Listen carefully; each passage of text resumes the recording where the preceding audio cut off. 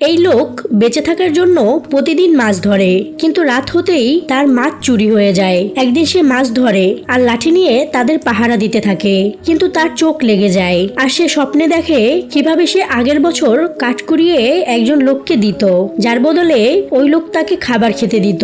এরপর সে ভাবে যদি মাছে ভরা ঝুড়ি ওই লোককে দেয় তাহলে সে তার বদলে তাকে অনেক খাবার দিবে। তখনই তার ঘুম ভেঙে যায় আর আজকে আবারও তার মাছ গায়েব হয়ে গিয়েছিল।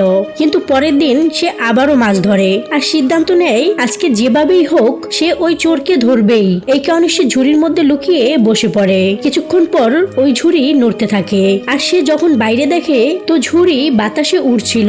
ঝুড়ি উড়তে উড়তে আকাশে থাকা একটি প্রাসাদে যায় আর মাছ সেখানে রেখে আবারও ফিরে যায়। তখন লোকটি দেখে মাছেরা একটি সুরের পিছু করতে করতে যাচ্ছে। মাছেরা একটি বাঘের মুখে যাচ্ছিল যে কিনা ওই সুর বাজাচ্ছিল।